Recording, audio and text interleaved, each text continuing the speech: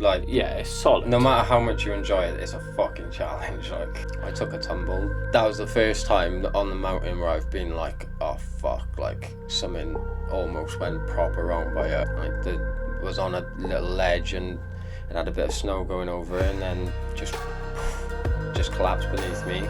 He just starts throwing up on the side of the mountain.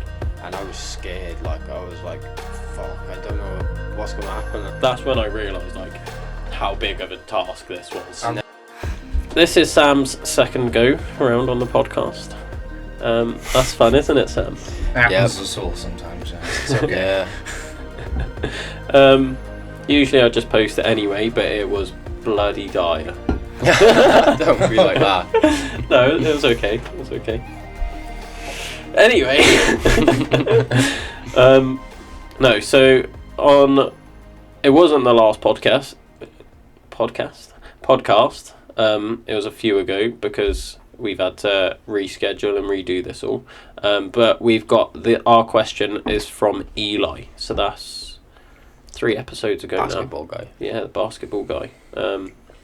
So he left a question for you, which was, he knows that you don't like calling things challenges like I do, like the Welsh 3000's. You hated it when I called it a challenge. You're like, no, it's not a challenge, it's just a day hike. Like, why are you calling it a challenge? And then he wanted to know, like, if you're not a fan of like using it as a challenge and using that for motivation, like, what do you use? What drives you to do these things? Probably just to be able to see it all in one go. Like, that is what it is for me. Just like starting from Snowdon, going all the way over to Full Frass, like, yeah, it's class. So just the best way to see Snowdonia, basically. Yeah, literally. Just on for walking for. What about you? 17 Like, what was hours. yours? It's a challenge. Just I'm pushing myself hard. I'm just trying to do something hard that most people won't do. That's how I see it. That's so you're more for getting out of comfort zone, whereas you're more for taking in the beauty of the natural world. Mm-hmm. Is that why you was walking so slow? Basically. As long as I do it in 24 hours, I'm happy.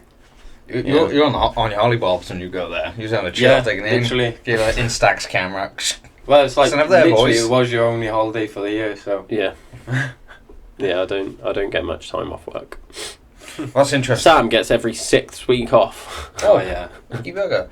I think that's quite interesting, though, that you've got this duality. You're going on the same experience and you're both looking for 2 different things within it.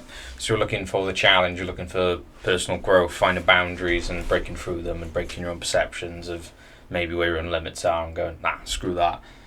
Whereas you're going there kind of more to unwind and detach a little bit more. Yeah. Interesting. Yeah.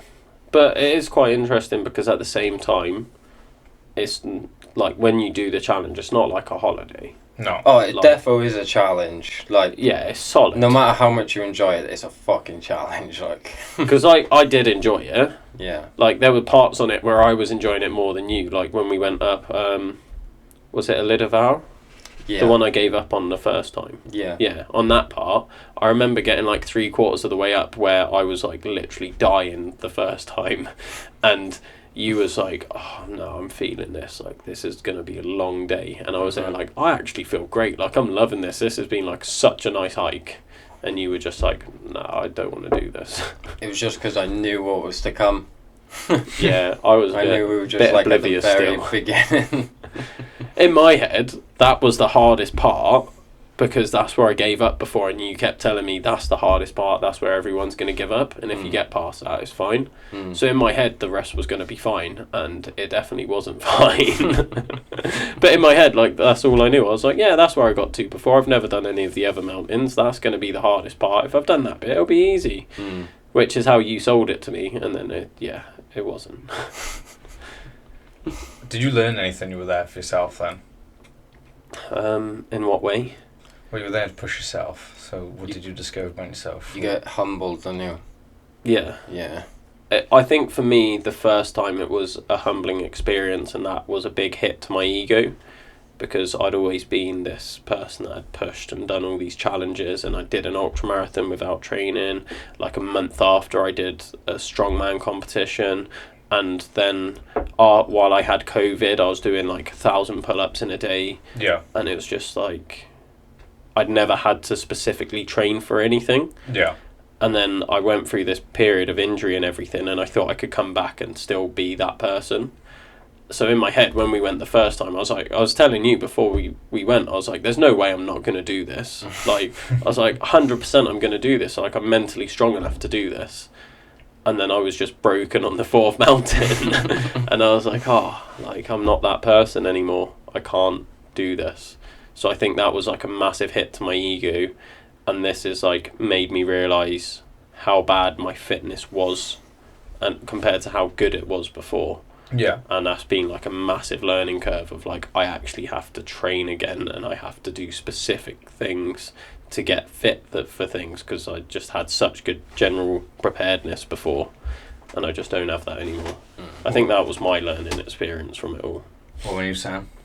My learning experience, pack light. You always pack light. Yeah, always just bring a bivvy. Shall we go through like the story of it all? Yeah. Because like, Start like mountain by mountain. Yeah, go mountain by mountain, and we'll like each give our take, because I've never really like heard your take on things. There's my take on things and what I went through, and that's what I was posting on the socials. I did the daily post for 2 weeks about each mountain and everything, but like we've not really properly sat down and spoke about like what you went through at all. So like, yeah, walk us through that. Okay, so we got there quite late, didn't we? Got there about, what was it? We got there we started hiking at 8 o'clock, I know that. 8 o'clock, it was as late as that? Yeah. Oh, okay, I didn't think it was that late. Yeah, I think we parked up by 7:30. Yeah. Because we came from my work, didn't we? Like, I came and picked you up from work. I finished work at 3, so I picked you up at about, I think we left here about 4. Just before 4, so we got there by 7:30. Yeah. Yeah, took the miners track up, didn't we? Because it's just the easiest. Ever walked up Snowdon? No. No. Yeah, the If mine. I'm going to do something heavy like a fucking tractor tire as well, you know. Oh yeah, that's probably the one you'd want to take. Yeah. It's like the miners just goes flat, and then just like. No, you wouldn't. If he was doing it, he'd want to go up the pig. Do you reckon? Or With maybe a not tire, even. because like when you get to the miners, it gets like really bloody steppy and steep. Maybe neither of them. Maybe from the other side, might be a bit more. Maybe. gradual.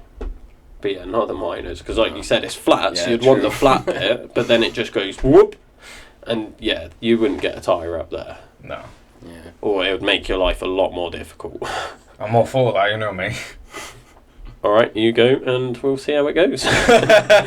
Tune in next week to see how Taylor gets pushing a tyre up Snowdon. Tune in next week from the University of South Wales Hospital A&E. Yeah, we went for it a bit going up to Snowdon, didn't we? Yeah. Yeah, that's... The first time we went up Snowdon was when I learnt your tactic of hiking with other people. Because you don't like waiting around. As much as you like enjoying it, you're not someone that likes going slow. I've got a really fast pace naturally. Yeah. From walking around in my day job, like. Being a postie, like.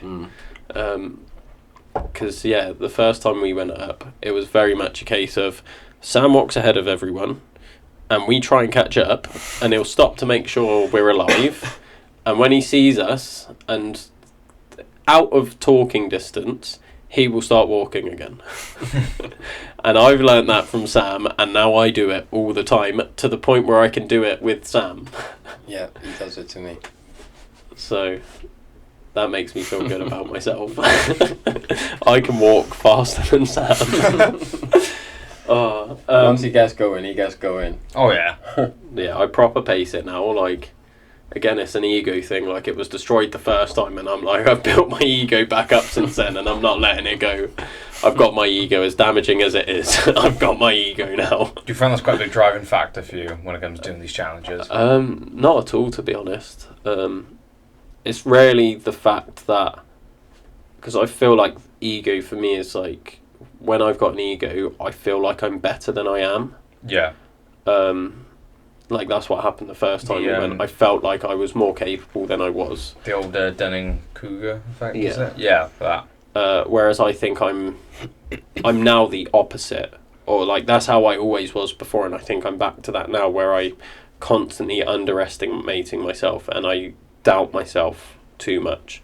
So I think for me, doing these is just like something that helps build my confidence back up. And they went through that point, like you were saying, the Dunning-Kruger, where I just had so much confidence and there was nothing to back it up. Like, obviously, there was the years of other things I'd done before, but then I'd gone through such a long period that it like just reset.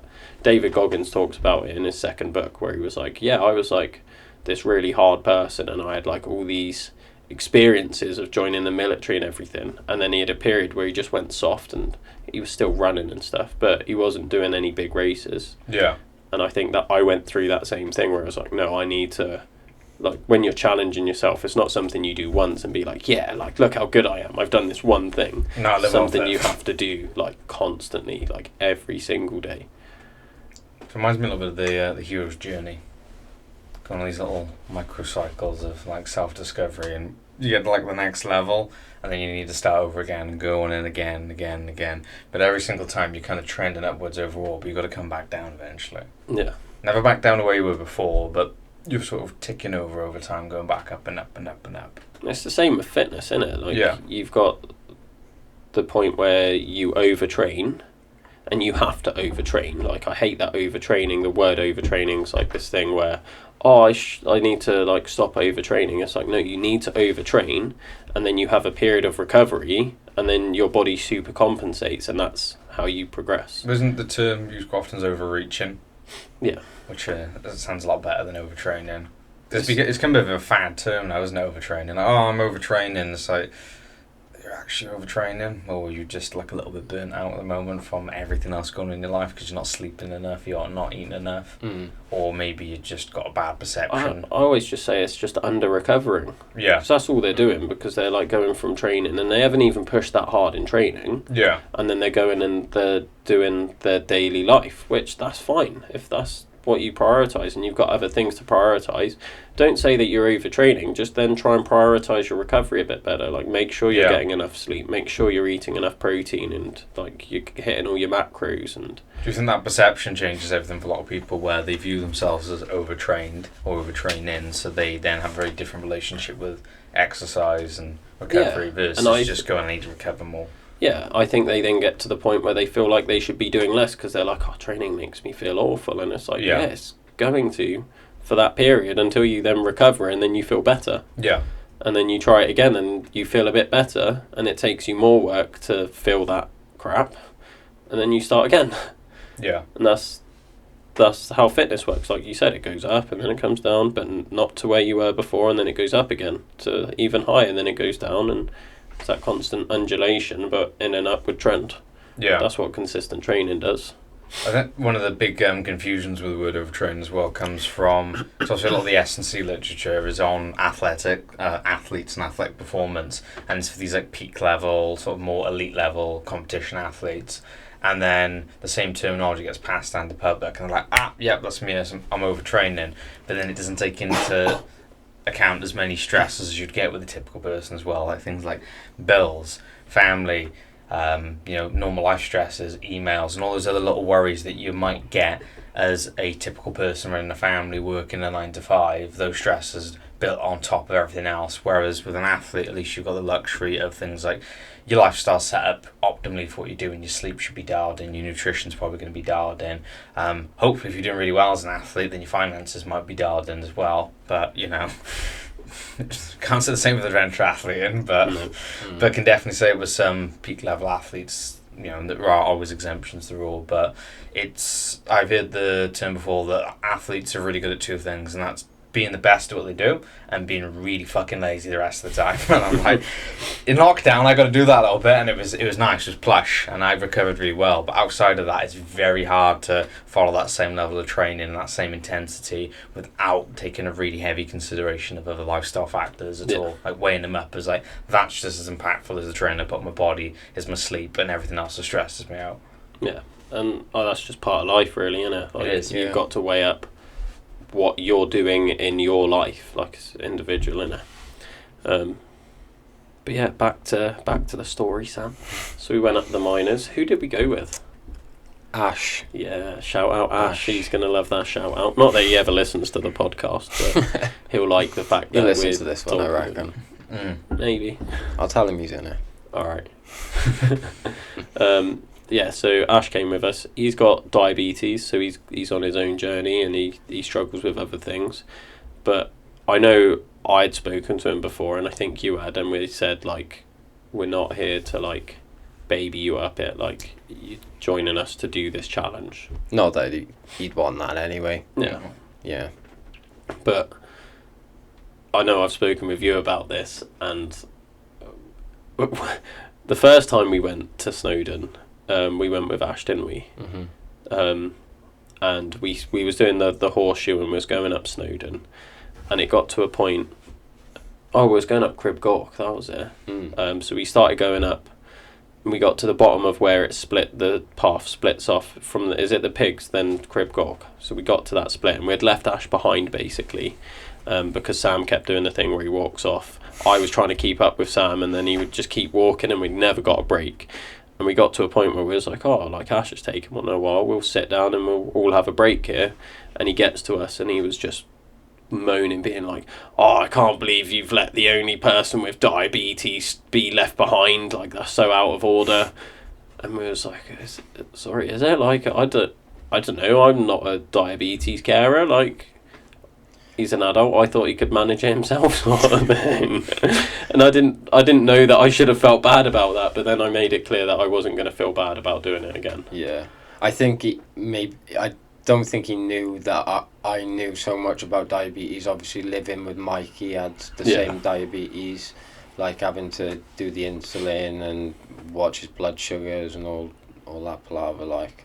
So, yeah, like when he decided to drop out the time that me and you were doing it recently, I was just like, are you going to be okay? Like, I wanted to make sure, like, because if he wasn't, then I was just prepared to be like, oh yeah, fuck it, like, yeah, I knew that he had diabetes, and yeah, I wanted to go for it, but like, not more than your mate's life, exactly, sort of thing. yeah. But yeah, like, we did it to him again when we was going up Snowdon to get to the start of the challenge. We, like, left him behind because I was keeping up with Sam this time because I'd trained. That's a first, innit, Taylor? Me training. What's that about? Train specifically for something. Yeah, I know. Not even just general Yeah. training. Like, I was actually, like, Jesus. climbing mountains and that for training. Say climbing mountains, Wow. Caerphilly Mountain. Did that a few times. That's specific, innit? Yeah, it's close enough. Yeah, so then we, like, left him and we got up and we set up our little camp, our little bivvy on the floor by the train station. And then he comes up and I told Sam, like, as soon as he gets up, I knew what he was saying. And he came up and he said it again, like, oh, leaving the only one with diabetes behind, come on. And I was like, Jesus Christ. And yeah, I said to Sam, if this carries on throughout the thing, like, I'm just going to leave him. Sorry, Ash. Like, I was fully prepared to just be like, I'm not babying you through this. I'm not holding your hand. He had plenty of notice to be training. Yeah. Like, it's not like he just turned up, didn't know what to expect. Like, he's been up most of those mountains. He knows how serious an undertaking it is. And he had months and months to train. So I was like, I'm not babying him. Like, you're either coming or you're not. Yeah. So I think I made that quite clear. Yeah, especially for you, it's not like you can do it next month or something. It was like then or next year. Yeah, pretty much. Unless I wanted to do a winter one, but I'm not feeling that. I don't think you're doing a winter one in 24 hours either. No. No. Yeah, so we got up at what, like 11:30, got to the top. Set up camp by midnight, 12:30. What time do we have to get up then? I can't remember that, to be fair. Bloody early is all I remember. 4 4:30 was it? to be ready Yeah, for because 5. we wanted to start at 5. Yeah, But then we didn't start at 5, did we, Sam? no. Why not? Because I lost the cover, well, not the cover, but the sack for my sleeping mat. And I was tired and I was raging about it. Full on hissy fit. Oh, I wasn't that bad. Oh, come on. You were through your trekking poles. Did you ever find it again, or was it gone? No, I found it. It was in my bag. I found it like earlier that day, didn't I? We found it the next day when we got up from sleeping in that bothy, yeah, that was or it. the emergency shelter. That was it, yeah. And you, like, we was packing up, and you was like, "You'll never guess what I found," and it was just there in your bag the whole time. Literally had like a 20-minute rage about that, and then like, right, we're starting. Got me fired up though. Got me nice and warm. I bet. I was bloody freezing, waiting for you. I was ready to go. Standing around like, come on, Sam, stop looking for that. I just want to go. Oh. And then we got up there, and as always, foggy. Can't see a thing. No. I don't think I've seen anything from the top of Snowdon. I've had a couple of nice mornings up there, but more so that you can't see anything. Yeah. But I've had a couple of nice ones like that where it's like you've got all the mist and the fog, and then the sunrise is coming up behind it, and it's like the air is on fire or something. Oh wow. It's pretty beautiful, like. That sounds breathtaking. It's nice. So you start off in Snowdonia. Yeah, so we were there just after 5, weren't we? Yeah, 7 past exactly. 7 past. There we go, got my facts right. And then you set off from there. Which one's the next peak, next summit? Sam, you know the mountains better than I do. It's just Garner the Game is the next one.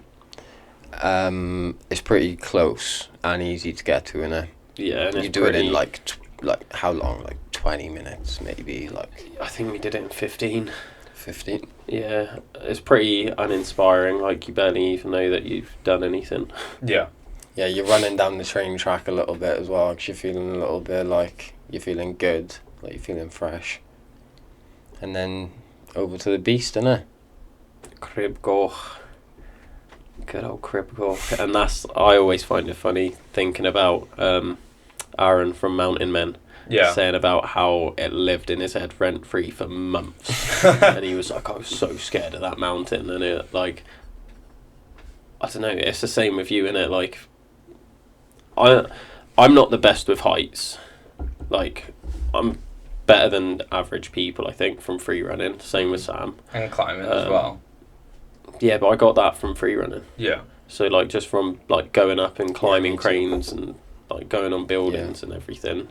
Like, you just build up that tolerance to being that high up, and you're not as scared of being up that high, where I think a lot of people are just scared of being that high and not knowing what happens if they, like, take a little stumble. Whereas, like, I think we can react quite well to that. So I do find it funny when he's like, oh, that lived rent-free in my head, and the first time I did it with Sam, it was just... I'm not the same level as Sam. Like, you can literally, like, sprint across it. Like, I watch you do it and I'm like, Jesus Christ. And then, like, I'm walking and, like, sometimes I'm like, oh, I have to hold on a bit here, but it's not... I didn't think it was that bad. And then you talk to other people that have done it and they're like, oh, no, that's awful, I hate doing that. And I was like, oh, like, that was the first time I really thought about what it's like to do it, because it is, like, a proper ridge, like, the top of the mountain, and it's just a ridge line, and it's maybe, like, a couple of foot wide. Yeah. So... Like, in some places it feels quite nice, and in others you're like, bit dicey. Yeah. Nothing, like, crazy. Yeah. But if you fell on it, like, it would be pretty serious, thinking about it. I'd take, like, a little kid up there, just, like, like a 10-year-old or something. Sam doesn't have kids, by the way. He's just going to grab a kid. Just throw that Yeah, come on, this mountain with me, buddy. Be well fun, you're 10. I want to take my little brother up there, actually. He's 14. You'll love it. Yeah. Crack on. Yeah. Yeah, so, like, yeah, it's pretty... It can be pretty dicey. Like, if you took a fall either side, like, there is a serious risk that you could die. Like, there are some proper death statistics. Oh, yeah, people Yeah, I do. bet. Like, this summer, I'm pretty sure people have died on it. Yeah. So, like, yeah, it's not the most comfortable thing to do in the world. I took a tumble in the winter, like January time. Not on Crib, but in between Cribgoch and Garner the Game. Yeah. Like, was on a little ledge, and it had a bit of snow going over it, and then just collapsed beneath me. Fell about maybe about 10 feet onto another ledge, and then all the boys were like, fuck, and then I like, looked up and I was like, I'm okay, and I was like, don't come down this way though. And then dicey getting down from there. Where'd you go from there then once you fell? I literally just had to scramble down all these weird little frozen like frozen waterfalls, but they were just like on the top of the rocks, like, and I was just like sliding down. Like, I was comfortable with taking the falls rather than doing the climbing down. Yeah. Like, I felt like I could control the slide and like land. And yeah, I told everyone not to follow me. Who follows me? Ben Williams. How did you feel in that moment after you first fell at 10 foot? That was the first time on the mountain where I've been like, oh fuck, like something almost went proper wrong by her. Yeah. And like my adrenaline is proper, like it kicked in a way that I hadn't felt it before. Yeah. I get it now because I've started doing trad and I get it quite often. But that was the first time I got it. I was like, holy shit, it nearly went like tits up. Yeah. No, I get that feeling every time I tried to climb. Got it yesterday. I had to bail off an E1. I was like, oh fuck. Oh, is it? Yeah. Where was you climbing yesterday then? The gap. Oh. What route? Just hanging around. Sick. I haven't tried that one. Probably won't. Don't like the gap. Nice crack. I do want to go Navi though. We gotta go Navi soon. But yeah, irrelevant of the podcast. We're doing a podcast, Will. Come on. Sorry. I want to climb, bro. It's been ages since I climbed. Yeah, so coming down from Crib then, Sam wanted to go one way, decided it wasn't the best way to go because we would probably get lost. It was a scree path, wasn't it? And it was like, because it was so foggy, it was like, we'll probably get lost if we go that way. Let's stick to the safe way. Yeah. We start going the safe way, and Sam just goes, I can't be bothered with this. Let's just go straight down. The car's over that way somewhere. So a straight line, boom, to the car. Ash needed to top up with his like diabetes supplies and all that, so because otherwise we wouldn't have gone to the car. I packed everything I needed, but yeah. Just to say, we didn't go down the scree because there was a lot of fog and I couldn't clearly see the descent. And it's like, I know the way of going down the scree, but I was like, you can see down by there. I was like, let's go down there. And then we chose the worst path to go down. Like, there were parts where it was like proper like down climbing on a route. If the route is just bushes and that's your handholds and you're like, is this going to come off if I start lowering myself? Oh no. We'll have to find out. When we actually got down and I looked back up, I was like, that's fucking horrendous. Like, it was awful. That was and like so the bad. bit I always crack up thinking about Ash. We was on this ledge, right? And I've like climbed down a bit and I was trying to coach Ash how to down climb because he's not a climber. So I was like, this is like what you have to do to get down this section. And I'm hanging on to like a rock while I'm doing this, trying to get him to do it. And he's like, can I pass my bag down to you? And I was like, there's no way I can grab your heavy ass bag and like take it down to my ledge without me potentially falling off. Yeah. So I was like, I'm not taking your bag. And if you give your bag to Sam, then you'll be in the same position when you get here, because then you'll be holding onto a ledge and Sam will be trying to pass a bag down to you. And I was like, it's not going to work. And he was like, all right then. Oh, there's a ledge there. I think I can chuck it to that ledge. So I started like down climbing so then I don't get hit. And then the next thing I hear is, oh, fuck. And I was like, what? And I looked down and his bag's just tumbling down the mountain like 100 foot or something. Crikey. It was so funny. And like, he was in a bad mood then, being like, oh, I've just wrecked all my medical supplies and all my food and everything. And Sam's just there like, why did you do that? I'm just there like confused as why he chucked his bag off the side in the first place. They're like, oh, I was trying to get it to that ledge, and I was like, there's barely a ledge there, what are you doing? It was one of them ones as well. You were like, you were watching it and you were like, it's gonna stop. No. Right, it's gonna stop. No. Oh, just watching it tumble down, I was cracking up. And then we get down and it was fine, and he just burst a can of Monster. Oh. That was it. That's his medical supplies, by the way. The can of Monster Energy. He literally has like 6 cans of Monster a day. Wow. Shout out Monster. No, don't shout No, out don't Monster shout at all. That's a shit intro for a start. Oh, Pipeline Punch though. Fuck. Yeah. Yeah, it's good. We are not endorsed by Monster. Please do not go out and buy Monster because of this podcast. If you do, that's on your back. Yeah. You have a heart attack. Not on me, boys. Blame Sam. We do eventually get down there. What's that, Sam? I was just saying, drink water. Yeah, drink water. We eventually get down to the car. We make our way over to... what's it called? What's the place called? Nantes Paris. Nantes Paris, that's it. Get to Nantes Paris, and the first time that walk felt like it took hours. The first time I tried it with you before I bitched out. The second time it was like, felt like 15 minutes. I was like, we're doing a good, all right here. This is nice. Get to the bottom of Lidovar, and yeah, I was like, I started questioning myself, didn't I, on that walk? I was getting to the bottom, and I was like, what if I can't do it, Sam? Yeah. It started off with me being like, what's going to happen if Ash can't do it? Because I was worried about Ash, and he was like, no, I'll be fine. And I was like, we would, like, if he's, like, stops, like, we have to make sure he's okay with being left. Yeah. Because, like Sam said, I don't get a lot of chances to do this. Obviously, if it got to the point where it was a medical thing and we had to stop and he was going to die, obviously we would stop. But if we knew he was all right and he just didn't want to do it, then I had to make sure he was fine with being left. Because, like I said, I didn't want to babysit him.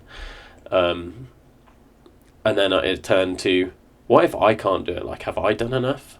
And this is what I was talking about earlier, where before I had that confidence, and now I've got that doubt, and I'm back at the point where I doubt myself loads, even though I've got evidence of doing it, and that's a bit of a driving force. I was talking with this with Ian from Helpy on the last podcast, where it's like, that is a massive driving force for me, is the feeling of being inadequate, and it comes from like a really like not the best place, but it gets me results at the same time. So it's quite hard for me to deal with that, because I know that it's unhealthy, but I also like what it brings to my life. Yeah. So it's a bit of a weird balance.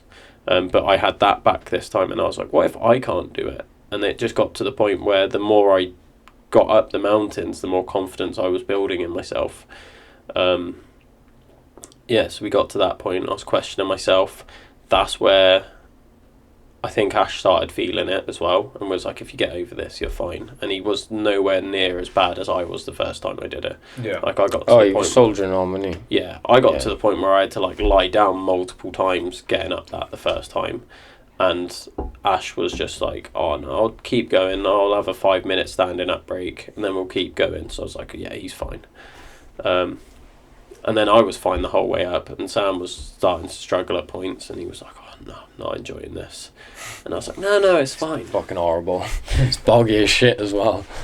It wasn't too bad when we were there. There was like that. There's that one bog which is dreadful. Oh yeah, there. But other than that, it wasn't too bad. It was a really nice day. So it's just a little bit spongy underfoot, like, and gloopy.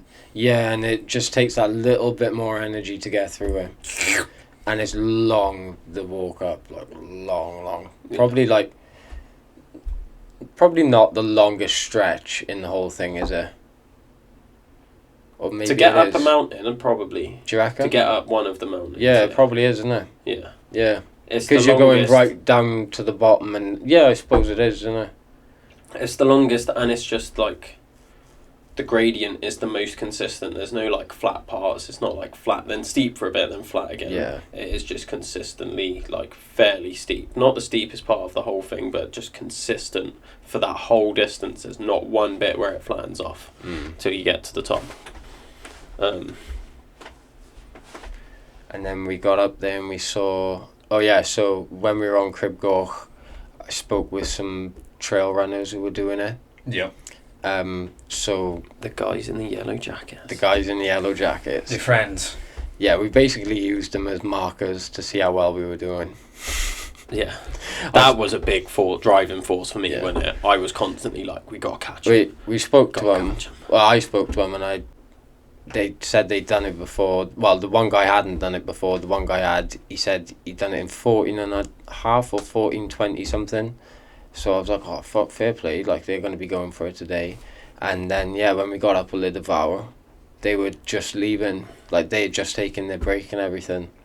So we were like, right, time to get a move on now, so we can keep up with these guys. Because we had all the weight on as well. They just had like the little vests on, how you should be doing it. You shouldn't really have like 10 kg on your back. They're going more for time though, were they? Yeah, basically. Well, I don't think many people think of that being a good time, really. Bivvying on Snowdon and then doing the whole thing and then bivvying in the emergency shelter or in the bothy or something. Yeah, I don't think many people do that, to be honest. I think they'll like... I've heard of people bivvying on Snowdon to start it. Yeah. But and then they drop their stuff off, don't they? They drop their stuff off. They do it, and then when they get to the end, they just take the hike out. But then they've usually got someone with them. Yeah. To like pick them up at the end. Yeah. Whereas like getting back from that last mountain, like that's going to be a mission in the middle of the night. Like there's going to be no buses. It's just going to be a long ass walk back. That's what I really liked about when me and Ben done it for the first time. We caught the train up there with 4 days worth of supplies. Went up to the top of Snowdon, bivvied, done the whole Welsh 3000's in 24 hours, slept in the bothy, done another day of camping, and then went back on the train. Like there was no cars, no lifts, no support, nothing. And like it would be nice to do it without support, like seeing how fast you could go in that, but I don't know, it's cool that you can just rock up at Betws train station and just go for it, like if you're smart and you don't pack the kitchen sink, like because that's what I did the very first time and that's how I fucked up, like. So from then we got up at Lidovow, spoke with the guys again before they left, and then that was my motivation. A lot of the time I was, because we was always like just behind them and we'd always catch up with them, and then they'd somehow get ahead of us, and I'd keep being like, we got to catch up with those guys again. Like I don't want them beating us. Like it's now a competition. It's no longer just a challenge. It's a competition against these guys, and everyone knows how competitive I am. It's like if there's someone in front of me, I've got to beat him, and if I don't beat him, I'm not good enough. So I have to train harder next time, and then I'll beat him next time. But yeah, the next bit's quite nice, and the next bit, this bit's always makes me laugh thinking back about it. It's a bit of like a horseshoe, so you can see like directly to the next mountain. Yeah. But you can see the route that you have to take round the mountains to get to it. Line. Yeah, and it looks sick. It does look sick. Yeah. And it doesn't look that bad. When Sam points out, he's like, yeah, that's the, like, we have to walk around this bit and get to there. And every time he said that to me before, it was always in my head like, oh, this is the section of mountains. This is this whole section of mountains. And then when we get to that bit, I was like, oh, so like, what's next? And he points across, oh, that's the next mountain. And then I was like, I thought this was the bit where we have to like go down and then go up. Is it the Glidders? Or is that the Glidders? We're in the Glidders. Yeah, so we're on the Glidders, and I thought we'd done the whole Glidders section, and we'd have to go down and climb up the Carneddau. And then Sam was like, no, this is just the next mountain. Out of like, how many's in that section? 7? Yeah. So there's 7 mountains, and I thought we'd ticked them all off going across, and he was like, no, that's just the next mountain. And I was like, what? Like, there's 5 more after that, and he's like, yeah, like that's just the next mountain. I was like, oh my god, that's when I realised like how big of a task this was. And then sorry, Sam. I was just gonna say, and then they come into view, and it's just like, yeah, you really don't understand how big the challenge is until you're there doing it, and you get to that section, and you just look, and you're like, there's so much more that I still have to do. And so how when you get there and that perception of what you thought was the challenge has suddenly changed to something much more, how did that make you feel when you got there and you're like, oh shit, this is way bigger? I just sort of took it in my stride. I was just like, yeah, like this is what I've signed up for. I did I'm the worst for these things. I did no research. I just go off by what Sam's told me. Yeah. He's like, yeah, this is the mountains. For all I know, we didn't do the Welsh 3000. Sam just taking me on a little day hike. It's gone for a stroll. Yeah. If Sam took me on the wrong route, I'd have no idea. Would not have a clue. So I've just trusted Sam that we've done the Welsh 3000s now. Yeah, and that's how it was for me. I was like, if I wanted to like moan about it, then I should have done more research. I should have like come here. I should have done every section of the mountains like Sam's done. He went up on different occasions. He's done every section individually. He's pieced them all together. Whereas I've done the Snowdon Horseshoe, and then I've been like, yeah, I'll do the Welsh 3000s. Why not? Do you think that could be said for most challenges as well, where you show up if you haven't put the work in, that the right to moan is different? Yeah, you don't have a right to moan if you haven't put the work in. Yeah. So like, I don't think I've ever really moaned on one of my challenges, because I'd never put in the work. I've just rocked up and tried to test myself. Yeah, if you can turn up on the day and do the Welsh 3000, you're a fucking beast. Yeah. Like, if you've never been there before or done any of it and you just do it, like, I don't think you'd be able to unless you're like, like I think physically you're like you can. Some mad mountain man who's ultra fast in the mountains and really good at navigating. That's it. That was going to be my point, was the navigation. I would have no idea what I was doing navigation-wise if it wasn't for Sam being there. Like, if you're good with navigation and you've got good fitness, yeah, you can do that. So I think a lot of like ex-military people probably could, because they've had all that training in navigation and they're used to doing long like rucks and stuff. Yeah. But like your average person, I don't think you've got a chance. Especially like, you'll just get lost. You find that skill set as well. Navigation gets really taxed as you get fatigued and confused within the mountains. I didn't find it that bad, to be honest. Yeah. Like, Sam did most of the navigation, but I helped when it was like dark and stuff. I helped with my phone and that. Yeah. But I don't know. You just want to make sure at that point that you're not going to false summits and I don't know, because you can't quite tell where you are elevation wise. Yeah. Yeah, no, that's exactly it. And like, because there was a point where we was coming up to Irelyn later on, and I was like, oh, is this the bit? Because I hadn't looked at the map or anything. I was like, is this the bit? Because that's where I thought Sam was pointing when he said, oh, we got to go over there. And then he was like, no, I'm sure it's not here. And then we looked and it was like miles, well, not miles away, but it was still like a good, miles. It wasn't miles. It was like a kilometre, maybe a mile. Yeah. Maybe 1 mile, but it wasn't more than a mile. It took us like 10 minutes. Yeah. So it wasn't that bad. We were going at pace, but yeah, 10 minutes. Yeah. So where'd you go next from there? So we've gone up Ygarn, and then this is where you're coming over the glitters. Oh, but just before we went up, that was where Ash departed us, didn't he? Yeah. Didn't die. Just left. So departed. Strong word in there. What part did he give up on? Because we did just at the bottom of Ygarn. Yeah, before Ygarn going up, came down. Do you know what? I can never remember if it's Gliddervar or Gliddervach that you go up after that. I'm pretty sure it's Gliddervar that you go up first.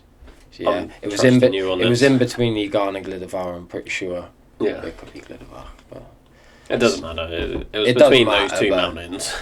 Yeah, we got to that dip, didn't we? And no, we just got to the top of Ygarn.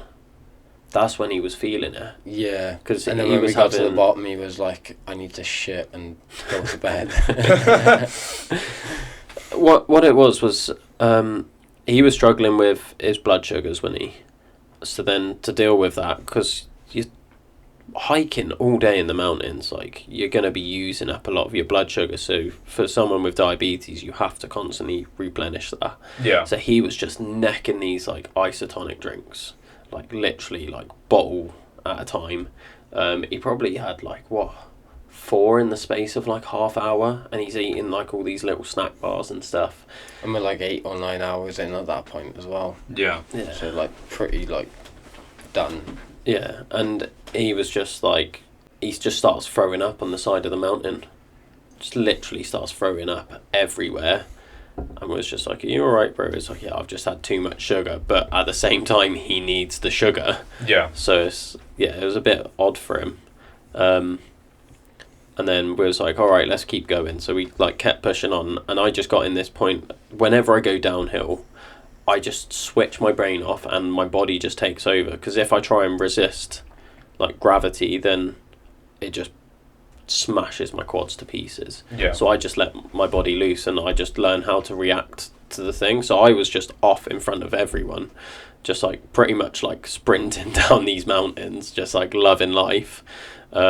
And then I get to the bottom, and like I was just in this flow state, and then I like switched off for a bit, and I was like, oh, I wonder where the boys are. Like I just completely forgot I was with people, forgot about everything in life, and I turned around and like they stood there waiting like quite a while back. So I waited for them. They get back to me, and then Ash was like, no, I'm giving up now, boys.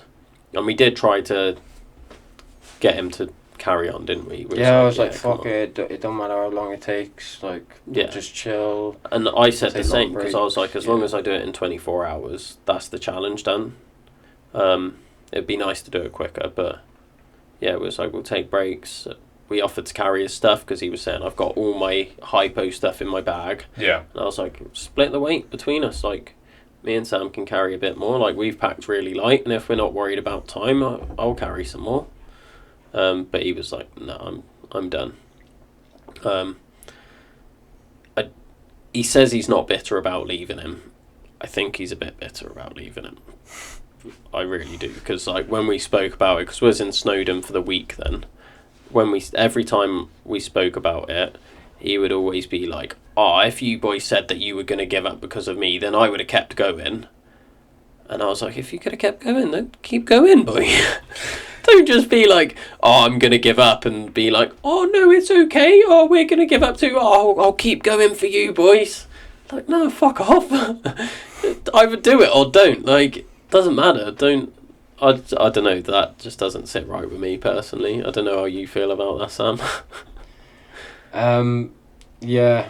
That comment just really bothers me. Just when you're that far in as well, it's like, I don't know if I can stop. Yeah. Yeah. What was running through your head then when you had this dilemma of, do you leave someone behind or do you crack on? If it was a matter of like his health and his safety, like definitely 100% just stop what you're doing and sort it out. Like, but he said he was fine. Yeah, he was good to go back to the car, and was like, "Are you sure you're all right?" It was like, "Yeah, I'll be fine. You boys crack on." Then I was like, "Cool, let's go." No fanning around here. We got those guys in yellow jackets to catch up with, Sam. Oh, yeah. And then we made our way up, didn't we? Yeah. Get across Glydervar and Glydervar. Catch up with the guys in the yellow jackets. Yeah, so we done I can't remember at what point it was. It was probably after Castle of Gwent when we got to Glydervar, wasn't it? Yeah. That we caught up with them. Yeah, because they were on the top bit, they climbed up, and we caught up with them. And then they did... We went down a stupid way again. We went down Bristly Ridge a little bit and kind of came off to the side and went a little bit weird, and then they just came down this nice path that took them straight up to Travan. So then by the time we got to the bottom, they were ahead of us again. And I was like, Sam, we got to stop doing this. But me and Will were beasts climbing up Travan, like proper, just like going for it on the scramble, like caught up to and then there was a bit of drama on top of Travan then, wasn't there? Yeah, take us through that, Sam. Right, before that, I gotta love you and leave you guys, as I've got someone to go pick up from work. Alright, bro. Have a good podcast, enjoy the rest of it, and I will see you tomorrow for the next episode. No worries. Hope you have a good one, lads.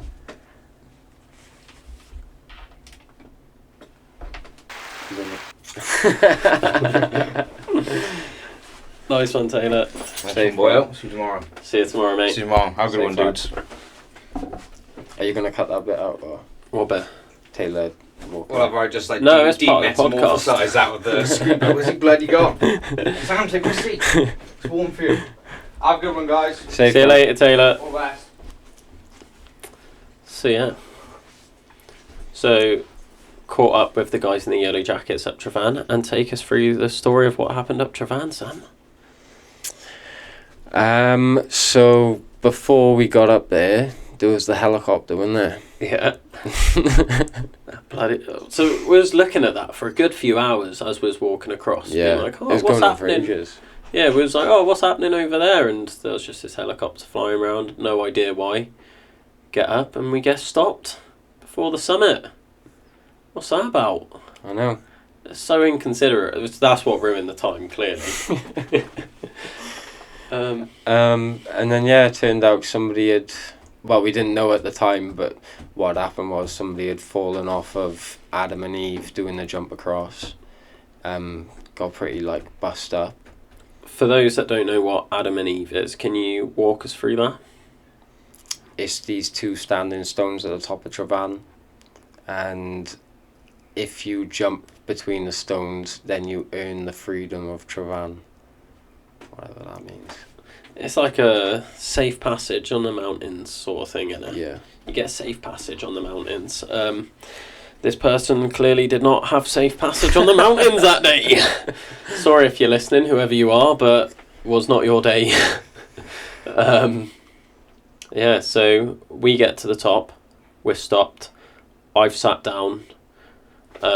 Quite happy in the fact that I got to have a bit of a break. I really started to feel it then. That's when I started to really struggle in the challenge. The guys in the yellow jacket seemed to be in the same boat as me. Sat down oh yeah, let's sit down for a bit. I thought we was at the summit of Travan, not going to lie. I was like, oh, this is the summit, cool, chill out for a bit here, and then we'll just have to find a different way down the mountain. That's what I was thinking. I didn't realise we weren't at the summit yet. Sam's there, ready to go, just pretty much just eyeing up the mountain rescue team, what's going on? Can I go? He's just standing there impatient. I'm sat down, stuffing my face with a jumbo Swiss roll or something and some peanuts. And the next thing I know is Sam's just like, right, he's giving us a thumbs up, let's go, let's go. And he just sprints off. I'm there, shoving my food back in my bag, Jesus Christ, gotta catch up now. The guys in the yellow jackets are there looking at me what's going on? I'm like, Sam said it's safe crossing now, we can go, we gotta be quick though. And they just sort of stayed there. I don't know what happened to them after that. That was the last time we saw them. Yeah, it was, wasn't it? Fuck. Yeah. And then, yes, I get across. Sam's already done the Adam and Eve jump. He's gone to mountain rescue, after someone's just fallen off doing that jump, and that's the whole reason they're there. Sam's just oh, do you mind if I just do that jump? Yeah, cool, right. Climbs up, does the jump. Before I get there. Sam's already got his bag back on. He's like, oh, well, I've done the jump. And then I was like, what do you mean? He's like, that's the Adam and Eve jump. And then I was like, oh, I've got to bloody do it. And then I was like, is it still alright for me to do it? And I'm looking at Sam, I'm looking at mountain rescue, and no one answered me, so I was like, I'm doing it. I just chucked my bag on the floor, climb up, and I was like, right, that's the jump done, back down. And then Sam's like, right, yeah, down this way. Mountain rescue were like, yeah, you got to get off now, the helicopter's coming back, piss off. And then it was down Travan then. Yeah, nice easy way down, wasn't it? Yeah, not too bad. Wasn't the flattish path? You said there's another path down which is easier but longer, wasn't there? No, that was the best way. Coming Okay. down that gully, yeah. Okay, yeah, so we came down the gully, and then it was kind of good that Ash left when he did, because he was there ready at there's a bus stop by the visitor centre. He's there ready with food for us, Yeah. which I was more than happy with. Cans of Coke. Yeah, I had a couple of San Pellegrinos. Posh boy. A couple of San Pellegrinos and a slab of Rocky Road. And a slab of brownie. And a couple of sausage rolls. Yeah, sausage rolls. I was just sat there stuffing my face. I was like, oh, Sam, do you want anything? He was like, I'll have a can of Coke. I was like, do you want any sausage rolls, anything? Oh, no. I was like, I can't have a sausage roll. We got a sausage roll. He didn't even eat it. No. You had a bite, wasn't it? Yeah. And then you was like, oh, I'll save that for later. I was like, Sam, you need to be eating, boy. You just were not eating. Yeah, I used to be like that, though. Why don't you eat when you do it? I've been thinking about it lately, and I think I might have a little bit of an eating disorder that I've just never even realised. What do you mean? Like today, I ate yesterday evening, maybe about 8:30, 9 o'clock. And then today I just went the whole day, like nothing to eat until about 4:20. And I was like, fuck, I haven't eaten. Like I haven't even like felt the need to eat or anything. Yeah. I just like, I'll have drinks and stuff, but like just don't have the need to eat. And yeah, I was listening to something, they were talking about that, and I was like, oh shit. I never heard anyone like, I've heard about girls like talking about eating disorders and that before, but I've never heard like somebody talking about men having eating disorders. And yeah, it turns out like it obviously is a thing, and Yeah, I it's don't know, quite a big thing. maybe it is like a little thing. Like I do struggle with eating food, don't I? Like I'm not really a big eater, am I? No. Well, sometimes you are, but Yeah. I think you do something. You do something similar to me, where it's I'll not eat properly, like you're saying. You'll go like the whole day without eating, then you'll have like a bit of a meal, but nothing too big, and you'll do that for like a little while, and then you'll binge. Yeah. Like that's what I've seen you do, and that's what Yeah. I'm 100% guilty of. Yeah. I don't think it's so much like when I say an eating disorder, I don't think I've got an eating disorder, but like something mild, like you know, like the early onset of something. Do you know what I mean? Yeah, I get you. Whereas I think I genuinely think I used to have an eating disorder. I was watching I haven't actually told anyone about this yet. Like this is the first time I've spoken about this. Drama, isn't it? So I always used to think bulimia was after a meal where people would go to the toilets and make themselves throw up. And that was always been that picture of my head of bulimia, and like not eating and forcing yourself to throw up after you do eat because you're very conscious of how you look and stuff. But I watched a documentary about this in 2020. I want to say it was like a famous rugby player had a BBC documentary about his eating disorder, and there was an interview that he had in one of the episodes with like a specialist in eating disorders, saying like eating disorder, like bulimia is not just that, like it's when you've got people that will go through the periods, like I was saying, of like not eating enough and then binge eating, and they do it like not in a way like you where you forget to eat or whatever, but they do it in a way of like punishing themselves, and they don't eat as like a form of punishment, and they're doing it because they don't like how their body looks and they think they should be like training more and stuff, and they're training to the point where they're like throwing up or like passing out. And when I look back at when I first started getting into training, I wasn't happy with my body, which is why you start training. But I think I was more on the bulimic end, because I would go into my room, put a weight vest on, and do push-ups until I threw up. And there's like been like a couple of times where I've passed out in my room because I was trained so hard. There's been multiple occasions where I was training so hard that I was throwing up. And I look back at that and I was like, maybe I'm bulimic. And like, yeah, I've just never spoken about it, but it was only because there's been no need for me to speak about it, because I've like way like grown out of that now. Like I'm not like that anymore. But looking back and reflecting, I was like, maybe that's what I had, and I just didn't know it was a thing. Yeah. So yeah, I definitely understand where you're coming from of like forgetting to eat and all of that, because I did it today. Yeah, it's really annoying as well, because obviously I'm like trying to train a little bit to get better at climbing and so forth, but obviously all the time that I'm not eating, it's just eating away at me. Do you know what I mean? And I think that comes back to the point we was making earlier about the not overtraining but under recovering. And I think your performance would benefit a whole lot if you sorted your diet out. Like if you was strict with when you eat, it's what you're eating, and all of that. And like, I'm not saying that you're bad for it. Like your diet is good at times, and then sometimes you binge, and I think that's okay. I don't think there's anything wrong with that.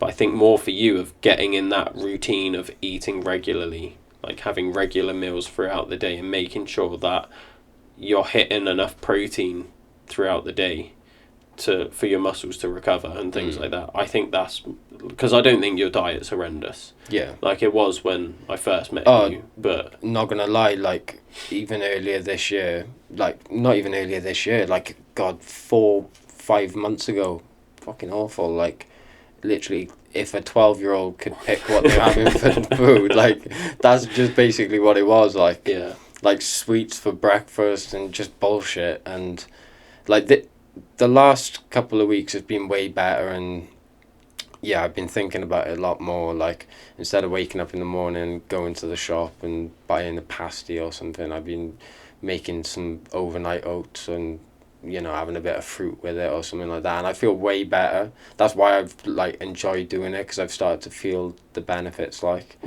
but it's just something you don't feel straight away, is it? No. Like it takes a little while of getting into it. Really. Like if I go a full day, like if I went all day tomorrow now just eating clean and really good and getting my full calories in, I would feel banging for it. Like I would feel really good. Yeah. Now imagine, because for me, like I'll go through those binge eating periods and stuff, and the reason why I won't get back on my diet properly, or like I could say it's a diet, it's just eating healthy. Like I'm not dieting. I'm still eating what I want to eat. I'm just more conscious of like what I'm eating. Is because like when I do a day of eating all right, I don't feel any different. It's only like if I've eaten right for like a few days in a row that I really feel the benefits. So maybe if like you eat like proper clean for like a couple of weeks, then you'll feel like way better than you do now. Yeah. But it is just getting into the habit of it, because it's like so easy living off reduced cakes. Yeah. It's not even that much work to do like a little bit of food prep, is it? No. Do a shop. You can do a weekly shop in an hour, like easy, and then you can do your food prep in like a day. Not a day, but like an evening or something. Do you know what I mean? Yeah. Like it's not too much work. I just living in a van now, so yeah, that does make things a bit more difficult. Do have a cooker though, so not too much of an excuse. No, it's just for me. Like, do you have a freezer? No. Yeah, I does live without a freezer. It does get bad on hot days. Yeah, you have to buy all your meat like there and then, and fruit. Do you have a fridge? I've got a little mini fridge. Yeah. A mini fridge. Yeah. Okay, that's not so bad. I was gonna say if you didn't have a fridge either, I was gonna be like, bro, like we need to get out your van or something. No, I've got a fridge. Oh, cool. Where was we anyway? So we just got to the visitor centre because we was talking about me stuffing my face and you not eating. Yeah. But like, especially when you're doing those challenges, like it would help so much, because I, like you used to be, when I did my ultra marathon, I didn't eat that whole time. I had a handful of jelly babies, like the whole day. I'm talking from like waking up. I don't eat before an event because of like nerves and everything. Get to the event, ran 30 miles.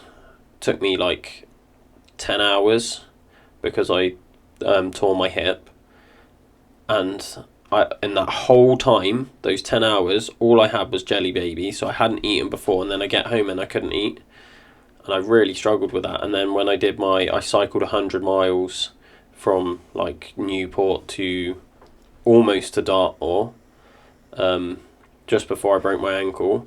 All I had that whole day was a couple of cookies. Like, that's all I could stomach eating. And it gets to the point where I just hit the wall and I just can't do anymore.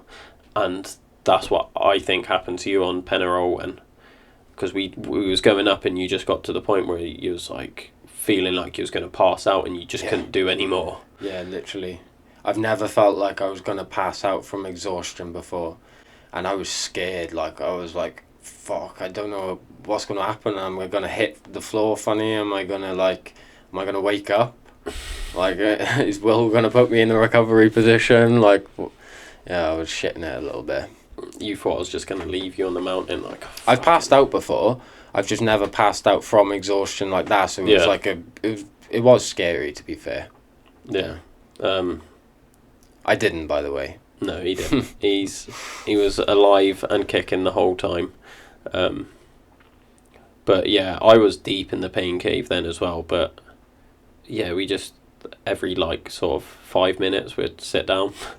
You just know you've got to get to the top of Penarrowan, and then it's gonna flatten out a little bit, and yeah, it's not too bad after Penarrowan. There's like, it's more undulating than I thought it was going to be. Like the way you described it, you was like, oh yeah, it's all basically flat and downhill from there. A couple of small bits, but there are a few like considerable bits. It just feels like nothing compared to what you've been doing. Yeah. If you turned up on the day, you would be like, yeah, this is definitely uphill. Oh yeah. Like if you were just doing that bit on its own, you're like, yeah, this is uphill. Until you get over, what's that big one after Irelyn? That you sort of have to like go round and then back to. Oh, Carnydd Llewellyn. Carnydd Llewellyn. After that bit, it is pretty much downhill. Yeah. Like there's really not much uphill until you get to Fol Fras, and you have to go up a little bit. Slog, yeah. But yeah, like that whole section is really like immemorable for me. Like when I was posting about these mountains, there wasn't really much for me to say because we were just in the zone, weren't we? Just marching on. I got in that flow state and I just switched off, and that's when I overtook you with like fitness and everything. Like I was off and I was doing your trick, going ahead, waiting for you a bit. Oh, he's like in a position where he's going to ask for a break. I'm going to keep walking now. How do you like it, Sam? And I just started, leaving you in the dust. And I remember the bit going up to Irelyn where you got to go up to, what was it again? Carnydd Llewellyn. Yeah. Yeah, so you start going up Carnydd Llewellyn, and then you have to make a little detour to get across to Irelyn, and then come back on yourself. But we didn't do it like that, did we? We went over to Irelyn first, didn't we? Yeah, but like you started going up Carnydd Llewellyn. We didn't get to the top, but we started going up, and then it detours, and then you pretty much do come straight back on yourself. It's not much of a difference. You're just missing out a bit of ascent. And I remember that bit, getting to Irelyn, taking a picture. Like I waited for Sam so I could get my picture, and then I was like off and like starting walking back, and Sam was just there like, oh, can we just like sit down and have a water break? My water was on the side of my back and I couldn't get it. Yeah, and Sam was just like, I really want some water, Will, and I was like, no, I'm off, next mountain, let's go. And I just walked. I literally stormed off. I was not in the mood. I just switched off, and I was like, I'm walking, I'm getting to the next mountain. I was like, fuck, I'm trying to do it as quickly as possible. Yeah. No beans at that point, though. Yeah, and then we get to the next bit, and it's starting to get dark by that point as well, isn't it? Yeah, it did start getting dark. Didn't have a head torch. Will didn't have a head torch. Yeah, that's what I was saying. I didn't have a head torch. Sam had a head torch. I had a head torch. I was looking the whole day before around my flat everywhere for that head torch, and I was like, I cannot find it at all. It was in the door of my car. I remember putting it there now, like looking back at it. I remember putting it there the week before because I found it in my climbing bag, and I was like, I'm going to need that for the Welsh 3000's. So I put it in the door of my car so I knew I wouldn't forget it. And then I put some like, it was when we was driving up, I had some like sweets or something to keep me awake on the drive, and I put the packet over the head torch. So I just forgot it was there because it just looked like a pile of rubbish to me. And and that's when I found the head torches, when I was cleaning out the side of the door the next day when we was back at my car, and I was like, there's my bloody head torch. Knew I had it. You got good night vision anyway. Yeah, I think we were fine going up. The only bit I struggled with was when we'd completed the challenge, and I just like switched off at that point, and I was like, I just want to go to sleep. We've done it now. We've now got it ended up being like a 2.5 kilometre hike back to the emergency shelter. On that hike back, I was just done. I couldn't see any puddles. I couldn't tell what was a rock and what was a puddle anymore. So I was just like trying to like scrounge off Sam's light and try and keep just ahead of him so I could use his light, and he'd like look to the side or something, and I'll be like, in my head I was like, for fuck's sake, Sam, stop looking away, like I can't see a fucking thing. I was getting so grumpy with you, man. I think you had no idea, but I was. The fact that we can't even go mountain by mountain for those last few, because we're like, oh yeah, so full grok. What did we do? We were walking. Like, we were literally just in the zone when we, like... Yeah, I wasn't enjoying it at that point. No. I didn't realise I was pissing you off so much, so... It wasn't specifically... It wasn't specifically you pissing me off. The situation. It was, like, the fact that I was just so tired. Yeah. I was hungry. I barely had any food left. It was dark. I couldn't see a thing. My eyes were hurting from trying to focus on my steps before. And then the fact that you had the only head torch and you was lighting my way, but then obviously you're focusing on where you're going. And, like, in no way do I expect you to, like, focus on what I'm doing and make sure that I've got enough light, because it's my fault for not bringing a head torch.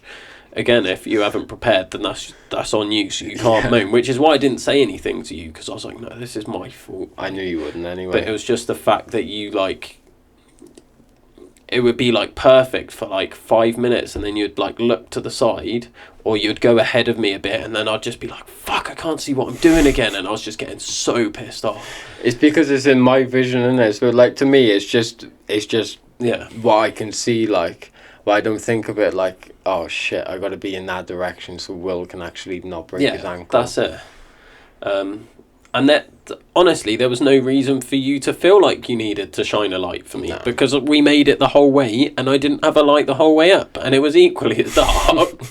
It was just my concentration was just gone by that point, because it was no longer the challenge of doing it. That feeling of relief, though, getting to that shelter. Oh my God, that feels so good. Sleeping in sheep shit has never felt so good, let me tell you. Oh. So yeah, then we got back to the emergency shelter on the mountain, set up a bivvy in there, slept on the floor in sheep shit. Yeah. Woke up the next morning, like, even though we put a tarp down and everything, like, we were pretty filthy. Oh, I was covered. Like, I wasn't as bad as you. My trousers, my jacket, everything. You were awful. I was like, what the fuck has he been doing? I was just rolling around in it. And, like, I had, like, a few little bits on my, like, sleeping bag and that, but I don't think there was, like, anything on my clothes or anything. Like, I stunk a bit, but I don't think that was because I slept in sheep shit. I think that was from doing the challenge yourself, to be honest. But, yeah. What a... Zany romp. What a zany romp. Yeah. And then... I felt pretty good after it. I didn't really sleep that much, to be honest. You had a proper lie-in. Oh, you can sleep anywhere. I was out for the count. Then I woke up the next morning and I went on, like, a little walk, and I went looking for your charger and all of that. And there was some people that kept going in the emergency shelter to check it out and seeing Sam sleeping on the floor. Most people would, like, pop their head in and be like, oh, didn't know he was asleep, and then leave. There was this one old guy that just went in and he was proper looking round, and he saw you. He was like, oh, right, oh, so this is cool. Oh, that roof's different to the one on the other mountain. And I was like, there's literally someone asleep on the floor, and he's literally talking to his mate who's, like, waiting outside because he saw Sam sleeping on the floor and he left, and he's just in there, like, shouting out to his mate, like, oh, come on, this is different, isn't it? And I was like, there's literally someone on the floor asleep, bro. What are you doing? Who do you think he is, sleeping in the emergency shelter? And I had a bit of a chat with him, and I was like, oh, it's a pretty cool emergency shelter, innit? Because I was just stood outside. And I was like, oh yeah, it saved us last night. Like, saved us going all the way to the bothy. And they were like, oh, so you slept in it too? I was like, yeah. They're like, sheeps have been in there, ain't they? And I was like, yeah, that's why there's sheep shit everywhere. It's not me and Sam shitting everywhere. Do you think they were like, oh, the disgusting bastards, like, sleeping in sheep shit? The way that they were talking to me, like, that one guy that was in there, like, with you, he was saying it as if, like, I'd let the sheeps in. He was like, oh, those sheeps have been in there. As in, like, why didn't you close the door? I was like, they weren't in there when we were in there. I didn't bring some sheep in and just sit there, like, cuddling a sheep, like. Mate, I'm not even Welsh. Oh, Jesus Christ. Yeah, and I was like, yeah, I don't know what was going through his head, but yeah, we weren't partying with the sheep.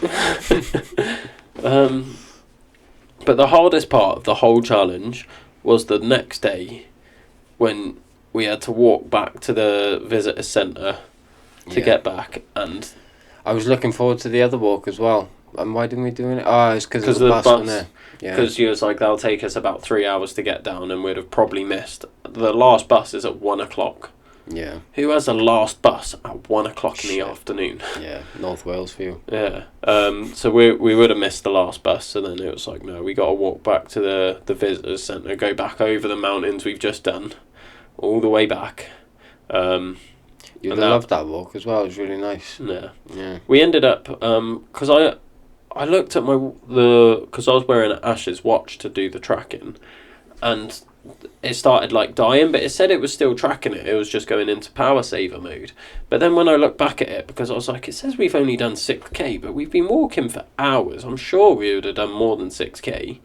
And it cut out like not even halfway. So we did at least like 14k on the day after on the way back, which like in itself, 14k in the mountains isn't easy. Like by any stretch of the imagination. Like we did what, like 40k the day before, to then get up after that, after sleeping on the floor for like 2 nights in a row, and then being like, oh yeah, we've got another 14k walk to do to get a bus or 2 buses, to then do another like 5k. It's like, it was stupid. Like, I see why people have a support crew and get cars and stuff. Definitely. But I do respect the way we did it. Yeah. Like, it's like self-supported. If I could live with a trust fund and just have a butler waiting for me at the end of it, like I definitely would. But it makes it a lot more interesting when you've only got 20 quid in your bank. And I think I would if I'd already done it self-supported. Because like for me, like I'm saying, it's the challenge for me. And it's not a challenge if you've got, like... I mean, it still is, but, like, it's completely different challenge if you're doing it self-supported and you're carrying all your own supplies. You've got all the weight on your back to contend with. You then have to sleep on the floor, and it just adds that extra layer to it. Yeah. Whereas if now that I've done it, if we go back and we've got a support crew, and I can just smash out, like, a faster time and run for sections and give them my stuff, 100% I would. Yeah. But only because I feel like I've earned it, because I've done it self-supported, if that makes sense. Yeah. I can see why people do it as a trail run as well, like, definitely. Oh, yeah. But, like, if anyone did want to try it, like, if you were listening and you were thinking, like, oh, yeah, I want to try the Welsh 3000's, I would say... Book a week off. Have a week. That would probably be the best, yeah. So then you've got time to travel up, spend some time there, do it, spend some time afterwards. Yeah. And yeah, probably if you have the chance, doing at least the Glidders and the Snowdonia, massive, like doing both of those sections to get used to what you're going to be dealing with. Yeah. Maybe even the Carneddau as well, because chances are like it might be getting dark by the time you're there, and you might want to know where you're going rather than just winging it in the dark. But yeah, probably trying it over 2 days would be best. Like, if you want to have a good time. Like, and that's still going to be working hard. Yeah. Like, you're going to be working hard those 2 days. And then you got to think about it, really. It's going to be a third day on top, because you're probably going to be sleeping where you finish in the Carneddau. Yeah. Depending on how far you got on the first day, like. So, yeah. I definitely recommend it to people. But take it slow. And then... when you've done that, maybe then try it in the 24 hours when you've got an idea of how big it is. And because you don't want to be, especially like if you're going to be trying it on your own. Like, I remember the first time I was going to properly do it in the 24 hours, it was going to be on my own. I'm so glad I didn't, because not because of the navigation or, you know, how I felt or anything. It is just nicer sharing the experience with someone. Yeah. Like, if I'd just done that all on my own and I was just like telling people about it, it'd be like but because I had Ben there, it was like a whole other experience, you know what I mean?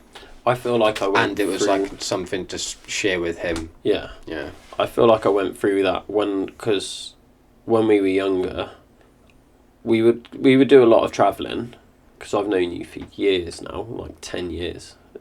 Something like that, innit? Yeah, 10. I said to you earlier, Well, and I it's said it's more. going to be mad. In 10 years, I'm going to have known you for 20 years. I think it's longer than that. I'm sure it is, because I'd been about 16 or 17. So yeah, maybe coming up to 11. Or maybe 11. well, no, because I'm 28 this year, Yeah, it could and be I 11. would have been 16. So I think 11, 12 years I've known you. Pretty sure. And yeah, we went through that whole thing that every free runner did, where you just go and on mad adventures, always abroad, sleeping rough and everything. And then because you'd always do it in your group, and you'd go on this free running trip and everything, and there'd be like, I remember the first time we went Paris and Amsterdam, my first time abroad, there was like 10 of us to start with, dropped down to like 8, but then it went back up to 10 because we found my mates in Paris and Amsterdam. In Amsterdam, they were just there for a jolly and bumped into them, as you do.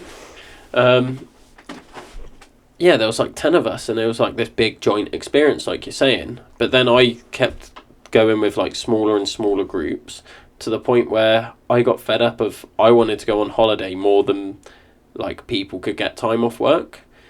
But it was because I had a 0-hour contract at work. So what I did is I'd work like religiously for like maybe a month to 6 weeks, and then I'd take 2 weeks off, and then I'd just go away for a bit, and then I'd come back and work again, and I didn't have to find another job. The work knew that I was having 2 weeks off. I didn't have to book it off, and then I'd be like, right, I'm off for 2 weeks now. See you later. And people couldn't keep up with the time off work because they were like in actual like starting to get proper jobs. So then I would just go off, and then every time I quit a job and went to a new job, I'd go on an extended holiday for like 4 to 6 weeks. So I went to like Cambodia, and I started doing all of that stuff on my own. And then it got to a point when I was in Cambodia, and I'd done like 4-5 weeks. It was 4 weeks with a charity doing a documentary, and then I had 2 weeks on my own. And it was in those 2 weeks I started doing lots of stuff. And it got to the point where when I came home and I was like telling people about all the things, and then I was like, no one really like cares. It sounds bad, but like I was telling these stories and they were like, yeah, that's cool. And then I was like, there's no like emotion for them. Whereas like I've been through this whole experience. I've travelled to Cambodia on my own, and I've been riding buffaloes and going like quad biking through the like the little farms that you've got and stuff. And like I was telling people, and they're like, oh yeah, cool. And I was like, no, it's more than cool. Like, I've had this amazing experience. And then I was like, oh, the reason why they don't care is because they weren't there. Yeah. Like, and you can't talk to anyone else about it that is going to care that much because you went on your own. Yeah. And it's like I'm not going to lie, there's things recently you've told me about your Canada trip, and you're like, I've told you that before, and I'm like, have you? And it's like probably just because like you've told me the story, and like, you know, obviously I listen to everything you say, and like, yeah, and not but like there's no emotional attachment to it, so I've harder just to it's remember, gone in innit? one side and out the other, like, yeah, especially if I told you it like months or even years ago. Yeah. Then like, yeah, I would have told you that, and then in like a few months you'd have forgotten, and then I'd tell you again, and you'd be like, oh wow, that's cool. And I'm like, yeah, I've told you this, Sam. And I'm there being like, I've definitely told you this because I'm remembering it, and I'm like, yeah, I've got all this emotion to this story, and you're like, oh, that's a cool story. And that's what it is. Yeah. Whereas if I talk about Paris and Amsterdam to you, you know it all. Like, if I'm like, oh, do you remember that night where we slept on that guy's window ledge and we woke up and he's sat on the other side reading a newspaper? Straight away, you're like, oh yeah, that was a wicked night. Everyone else in the hostel, we're out there sleeping on a window ledge. Like, what a mental thing to do. Me and Will thought it would be a good idea. Was it your first time abroad? Yeah, first time abroad. Yeah, and mine. So we thought it would be a good idea for our first time abroad to sleep rough for the entire time. Well, that was the plan for everyone. It was the plan for everyone, yeah. And we were just the only ones, like, that could hack it. Like, fuck spending €30 on a hostel. Yeah. Like, no way. Because we was there for 10 days, not including the travel to Paris on the first day and the travel back from Amsterdam on the last day. So 12 days in total. and I had £100 with me, and that was including the money for the coach ticket. So the coach was like 35 quid, I think, something like that. So there was 35 quid. So then I had 65 quid left for 12 days. That's just over £5 a day for food and travel and accommodation, whatever you wanted to spend it on. And I was like, I'm not wasting any money on accommodation. Like, plain and simple, I don't have the money. And I was living off like bread rolls and sweets. And then it was like Miles and Mike were like, nah, we're not sleeping rough anymore, we've had enough, we've experienced it, we're getting a hostel or a hotel or whatever. And they got a room, and then everyone was like calling them pussies and all of that. And then they all ended up sleeping in the hotel room with them. And me and Sam were like, nah, we're not chipping in for that. We're sleeping rough. And it was so hard to find places to sleep in Paris. Oh, yeah. And then so rough, like, as a city. Like, city, I love my arse. Like, it's not. It's a city of grime. And it got to the point where we spent hours looking for somewhere to sleep. And we found this little gate. It looked like a little gated community, didn't it? Mm. And we jumped over the fence. Basically what it was, yeah. Yeah, we jumped over the fence. We was like, this is going to be like the most secure place we can find. Sleep in their little courtyard bit. And we was like, oh, there's a little like ledge there. Don't know what it is. Slept there. Woke up the next day. It was literally a window ledge, like the size of this table. So there's two of us sleeping on something the size of this table, like all just like in sleeping bags like this. And we wake up and there's a guy sat down just in his chair with a newspaper, just reading the newspaper. And we're just there like, we should probably like get going. That was the funniest night ever. I think that was like when we became like really good friends, was like that trip, but especially that night, because that was the first time it was just like me and you and no one else, and we just spoke about everything that night. How that guy didn't hear us talking all night probably like did. Me. Probably spoke good English as well.